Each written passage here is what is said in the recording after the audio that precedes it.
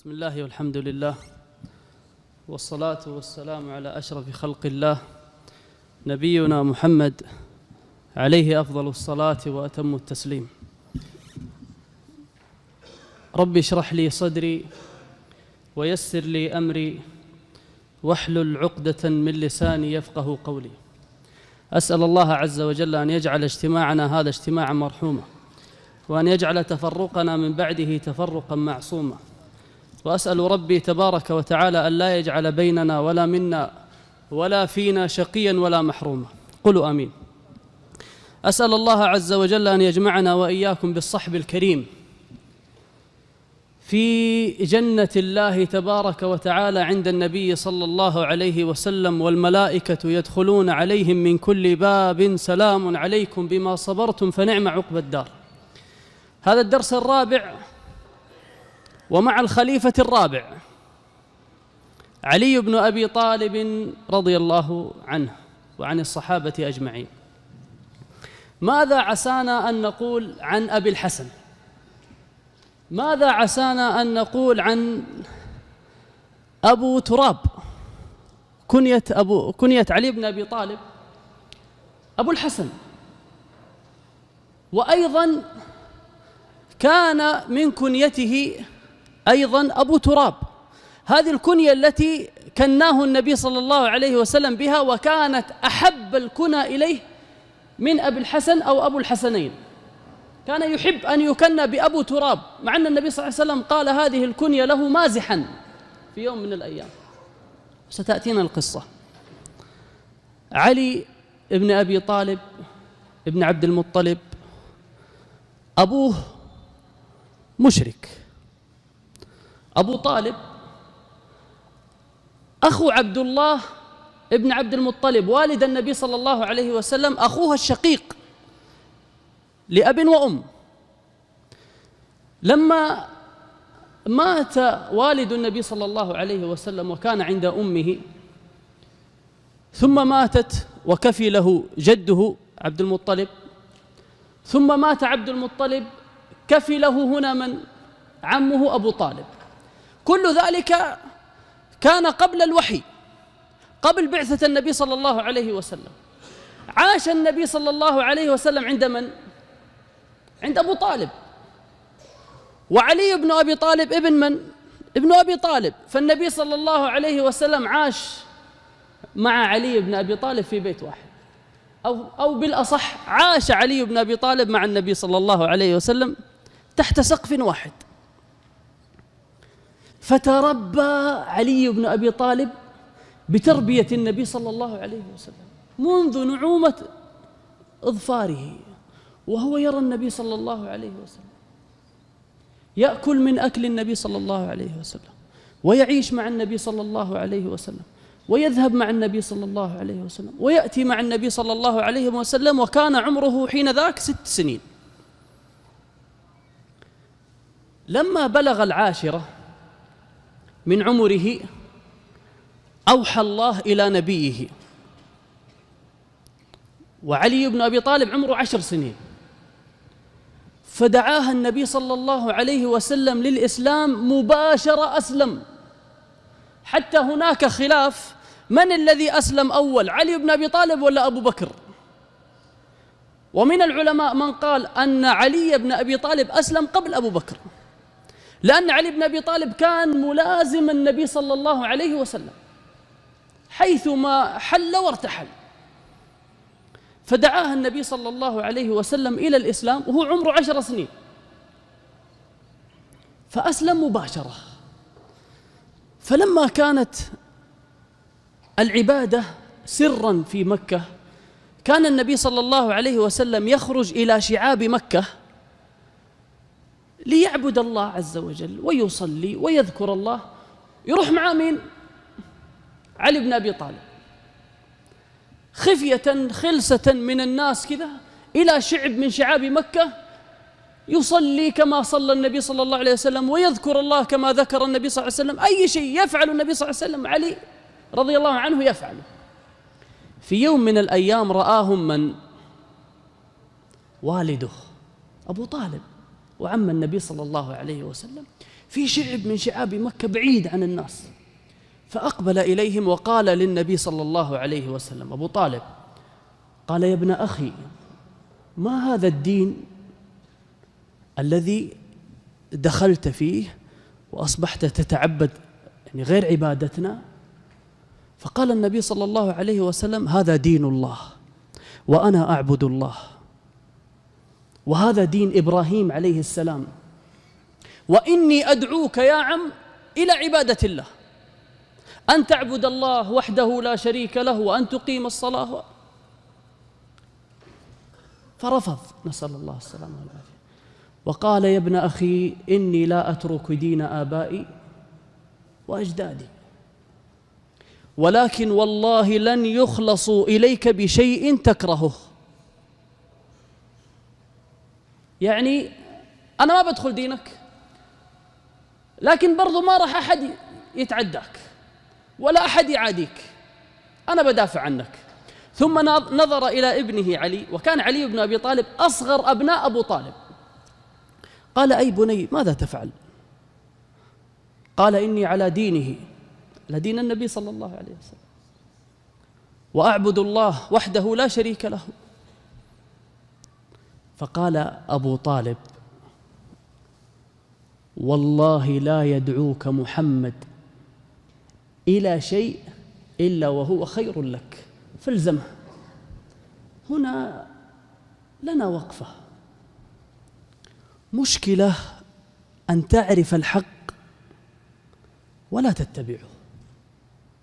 هذا الكافر الذي يعبد الأصنام وعلى دين آبائه وأجداده يقول لابنه، يقول: والله لا يدعوك محمد على شيء إلا وهو خير لك، فالزمه. طب أنت، هنا التوفيق، هنا التوفيق. كثير من الناس يعلم أن المعصية تودي للنار وعليها ليل ونهار. طب أنت تعلم، يعلم أن طاعة الله عز وجل هي النجاح وهي الفلاح، ولا يأتيها. فذلك اسأل الله التوفيق، أن يوفقك للعلم وأن يوفقك للعمل. فعاش علي بن أبي طالب رضي الله عنه مع النبي صلى الله عليه وسلم، ما سجد لصنم قط، وما شرب الخمر، وما فعل فاحشة قط. يعني إنسان من 6 سنين يمكن عندنا لسه ما دخل المدرسة، من نعومة أظفاره. ومين معلمه؟ النبي صلى الله عليه وسلم. فله مناقب عظيمة وكثيرة رضي الله عنه. كان يقول: محمد النبي أخي وصهري، أخي عاش معايا، عشنا في بيت واحد. وحمزة سيد الشهداء عمي، وجعفر الذي يمسي ويضحي يطير مع الملائكة ابن أمي. جعفر الطيار أخوه الذي قتل في معركة مؤتة وقطعت يديه، وقال النبي صلى الله عليه وسلم: إن الله أبدلهما بيديه جناحان يطير بهما في الجنة. وحمزة سيد الشهداء عمي، وجعفر الذي يمسي ويضحي يطير مع الملائكة ابن أمي، وبنت أحمد سكني وزوجي، فاطمة رضي الله عنها، وبنت أحمد سكني وزوجي منوط لحمها بدمي وعظمي. شوف المنزل اللي. وبنت أحمد سكني وزوجي منوط لحمها بدمي وعظمي، فأيكم له سهم كسهمي. وسبط أحمد الحسن والحسين سيد الشهداء، فأيكم له سهم كسهمي. عمه سيد الشهداء، وأخوه جعفر الطيار، وزوجته فاطمة بنت النبي صلى الله عليه وسلم، وأبناؤه سيد شباب أهل الجنة. فكانت له مناقب عظيمة رضي الله عنه. في يوم من الأيام النبي صلى الله عليه وسلم خرج لغزوة تبوك، ثم خلف على المدينة علي بن أبي طالب. وكان الجيش إذا خرج الرجال كلهم يخرجون إلا أهل الأعذار، المريض، العاجز، ثم الصبية والنساء. فكأن علي بن أبي طالب رضي الله عنه عير. طبعا علي بن أبي طالب شجاع، وستمر معنا قصص، كأنه عير أن الجيش والصناديد والرجال خرجوا للقتال وأنت تخلف في المدينة عند الصبية والنساء. فهرول إلى النبي صلى الله عليه وسلم قال: يا رسول الله، تتركني مع الصبيان والنساء؟ فكان النبي صلى الله عليه وسلم يبشره في هذا الموقف وفي هذا الموطن، فقال له: بأبي وأمي، ألا ترضى أن تكون مني بمنزلة هارون من موسى؟ موسى عليه السلام لما خرج للقاء الله عند الوادي خلف من؟ هارون عليه السلام، فكان بمثابة النبي، بل هو نبي.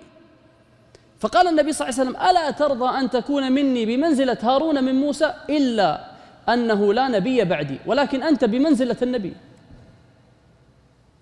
في يوم من الأيام النبي صلى الله عليه وسلم أرسله إلى المدينة، إلى اليمن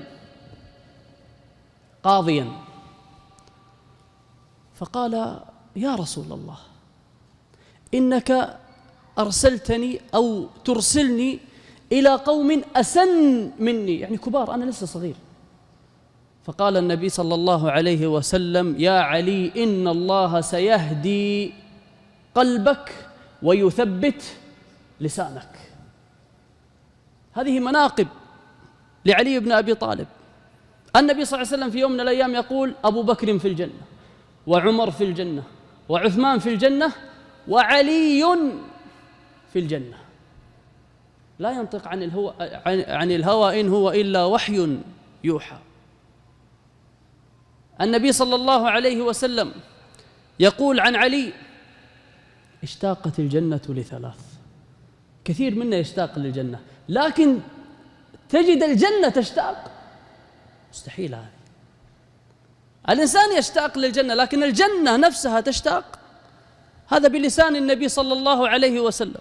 قال: اشتاقت الجنة لثلاث: علي وسلمان وعمار. علي بن أبي طالب وسلمان الفارسي وعمار بن ياسر، هؤلاء الثلاثة الجنة هي تشتاق لهم، مو هم يشتاقون للجنة. علي بن أبي طالب رضي الله عنه يقول: إن رسول الله عاهد إلي عهدا أنه لا يحبني إلا مؤمن ولا يبغضني إلا منافق. هذه بشهادة النبي صلى الله عليه وسلم. في رواية النبي صلى الله عليه وسلم يقول: من أحب عليا فقد أحبني، ومن أحبني فقد أحب الله، ومن أبغض عليا فقد أبغضني، أو من عادى عليا فقد عاداني، ومن عاداني فقد عاد الله، أو من أبغضني فقد أبغض الله، أو كما قال النبي صلى الله عليه وسلم. طب هنا سؤال، في جوائز. النبي صلى الله عليه وسلم يقول، أو علي بن أبي طالب، هذا عهد من النبي صلى الله عليه وسلم: عهد إلي عهدا أنه لا يحبني إلا مؤمن ولا يبغضني إلا منافق. طيب، في ناس يحبوا علي صح، بس على ضلال، صح ولا لا؟ الشيعة يحبوا علي، طب كيف ندخلها في هذا الحديث؟ من أحبه، النبي صلى الله عليه وسلم قال: مؤمن لا يحب علي إلا مؤمن. طب هؤلاء كيف يحبون علي هم على ضلال؟ وين الإيمان؟ وصل السؤال؟ كيف نخرج من الشبهة هذه؟ هناك محبة إسلام ومحبة أوثان. الناس ينقسمون في علي بن أبي طالب إلى قسمين: من الناس من يحب علي بن أبي طالب محبة إسلام، محبة إيمان، ومن الناس من يحب علي بن أبي طالب محبة أوثان. وهذه الكلمة قالها زين العابدين، علي بن الحسين ابن علي، زين العابدين، قال لهؤلاء الذين غلوا في آل البيت، قال: والله لقد أحببتونا حتى أضريتم بحبنا. هذا غلو في الصالحين. أن تجد الإنسان إذا أراد أن يستغيث يقول يا علي أين الله؟ فقال والله لقد أحببتونا حتى أضريتم بحبنا، أحبونا حب الإسلام ولا تحبونا حب الأوثان. فإذا كان الإنسان مسلم ومؤمن وعلى سنة نبي الله صلى الله عليه وسلم، هنا يدخل في هذا الحديث أنه إذا أحب علي كان مؤمن، وإذا أبغض علي كان منافق. النبي صلى الله عليه وسلم مناقبه كثيرة. علي يقول علي مني وأنا من علي. في يوم من الأيام دخل النبي صلى الله عليه وسلم، وكان سعد بن أبي وقاص ومعه رجلين في المسجد، فتكلموا في علي، فسمعهم النبي صلى الله عليه وسلم، فأتى إليهم وعلى وجهه علامة الغضب، فعرفوا أنه قد غضب النبي صلى الله عليه وسلم، فقالوا اللهم إنا نعوذ بك من غضبه، أو نعوذ بالله من غضبك يا رسول الله. فقال النبي صلى الله عليه وسلم ما لكم وما لي، كأنه ينسب علي إلى من؟ إلى نفسه. قال ما لكم وما لي، أنا من علي وعلي مني، أو كما قال عليه الصلاة والسلام. والمناقب كثيرة. انظر إلى شجاعة علي بن أبي طالب. طبعا علي بن أبي طالب منذ صغره كانت أمه تسميه حيدرة. تخيلوا إنسان من صغره وهو يكنى بأسد. حيدرة اسم من أسماء الأسد، يعني كأنه أمه تقول له أنت أسد، أنت حيدرة. كيف يكبر؟ كيف يكون؟ لما كانت غزوة الخندق كان هناك رجل اسمه عمرو بن عبد ود أو عمرو بن ود. هذا الرجل بلغ من عمره 80 سنة، وما زال في شدته، وما زال في قوته، وما ثناه أحد، وما هزمه أحد، وبارز كثير من الناس قتلهم وما أصابه شيء. في غزوة بدر أصابته جراح، هذا عمرو بن ود لما كان مع المشركين. فلما جاءت غزوة أحد ما شارك مع المشركين في الغزوة. منذ غزوة بدر لما انهزم المشركين نذر نذرا،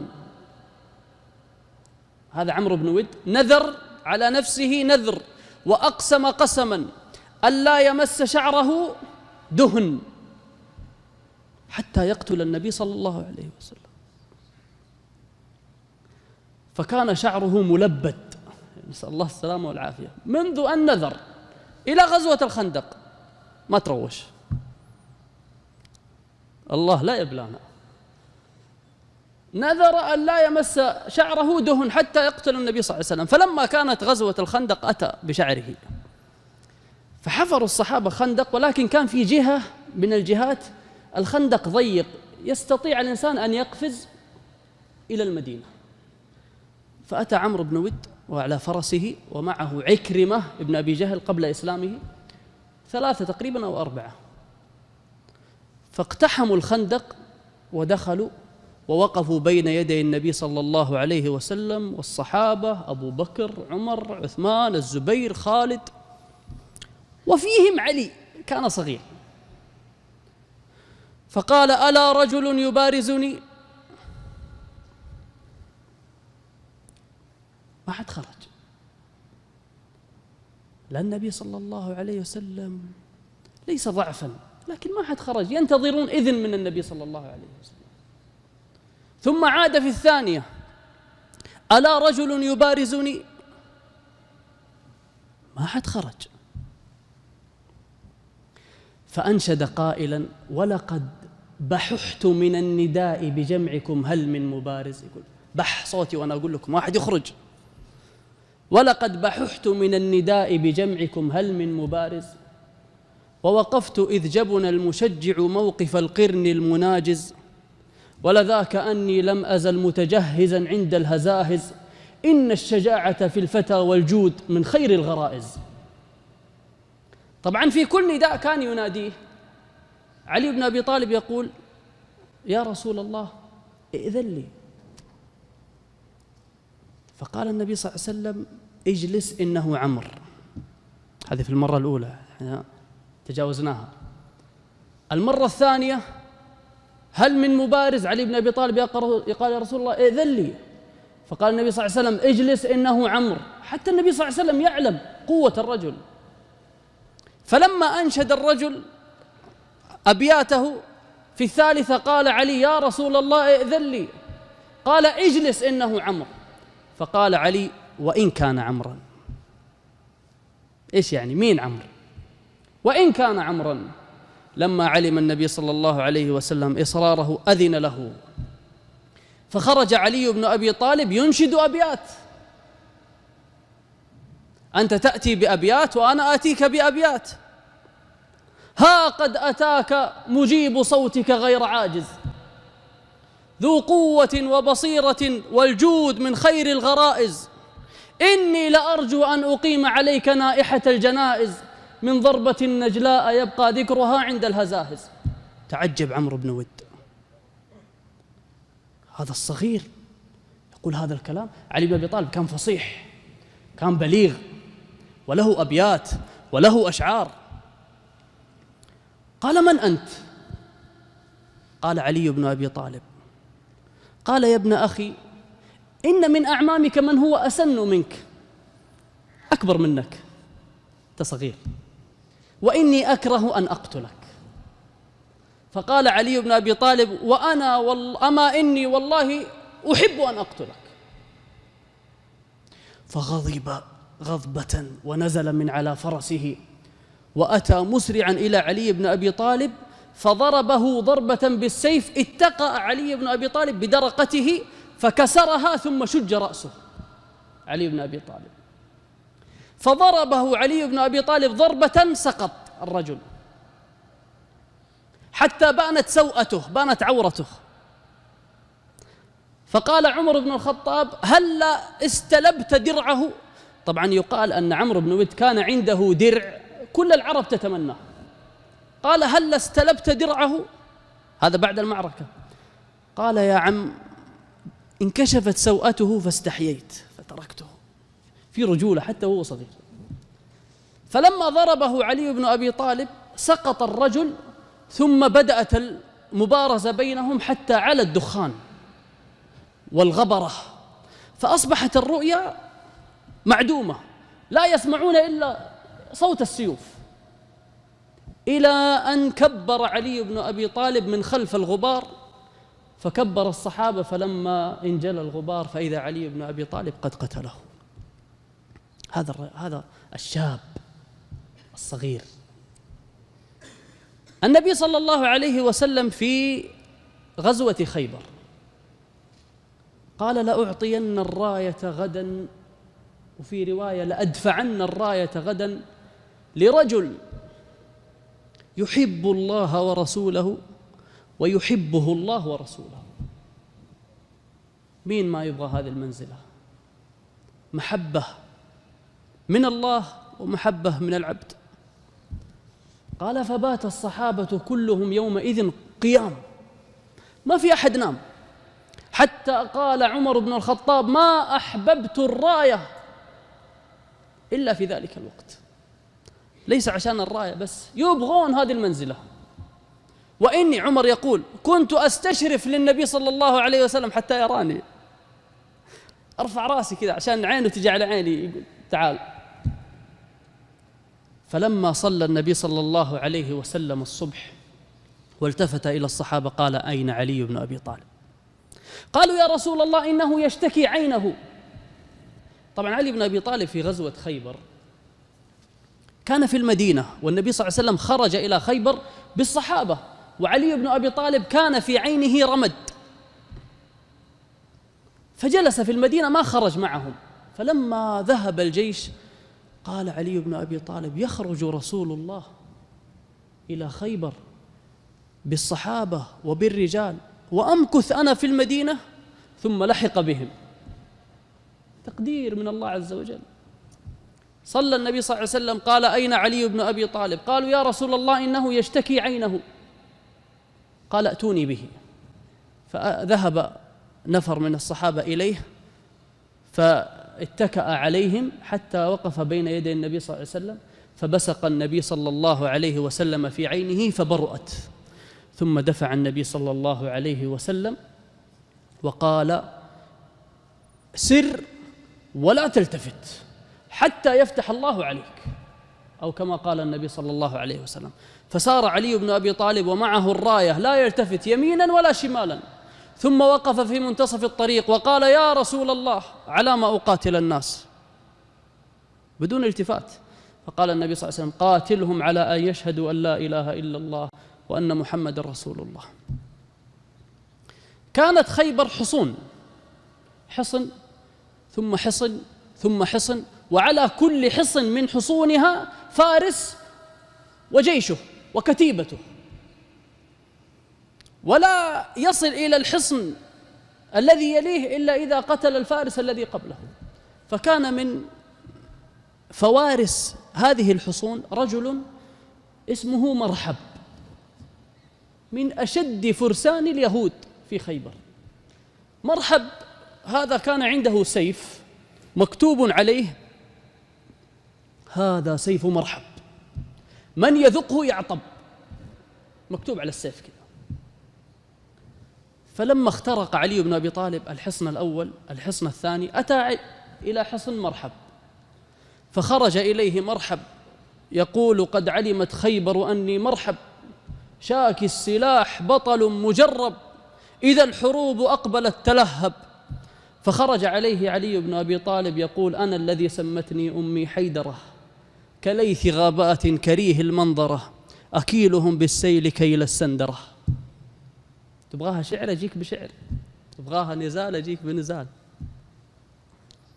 فقتله علي بن أبي طالب. فكان الحصن الذي يليه فارس يسمى عامر، طويل ومتترس بالحديد من رأسه إلى أخمص قدميه، كله حديد، والرجل عملاق. فخرج إليه علي بن أبي طالب يتبارزون، فكان علي بن أبي طالب يضربه بالسيف يضربه بالسيف يضربه بالسيف وما يؤثر فيه في هذا الرجل.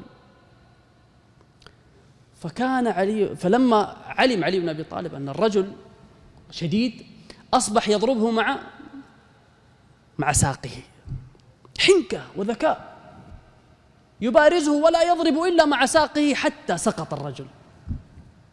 وهنا يقول لك: إذا طاح الجمل كثرت سكاكين، فقتل الرجل. كان شجاعا رضي الله عنه، ولكن يعني بأبي وأمي صلوات الله وسلامه عليه، انظر إلى علي بن أبي طالب حينما يقول: هذا الشجاع، هذا الشجاع شجاعته لا تساوي شيء جنب شجاعة النبي صلى الله عليه وسلم. قال: كنا إذا حمي الوطيس اشتدت الحرب احتمينا برسول الله. هذا الشجاع، هذا الذي أمه تسميه حيدرة، يقول: إذا اشتد الوطيس واشتدت الحرب احتمينا بالنبي صلى الله عليه وسلم، بأبي هو وأمي رضي الله عنهم أجمعين.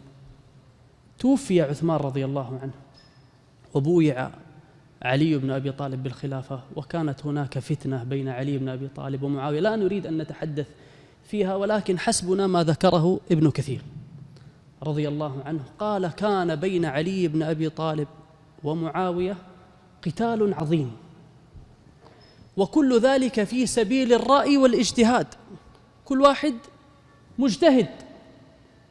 والصواب، هذا كلام ابن كثير، والصواب كان مع علي، وجمهور العلماء يعذرون معاوية، خلفا وسلفا، جمهور العلماء يعذرونه، لأن الصحابة كلهم عدول. نحن لا نريد أن نتطرق في هذا الباب، ولكن حسبنا يعني ما كان في نهاية حياة علي. تولى الخلافة في سنة 35 وقتل رضي الله عنه في سنة 40، 5 سنوات كانت خلافته. الخوارج كانوا يكفرون علي بن أبي طالب، نسأل الله السلامة والعافية.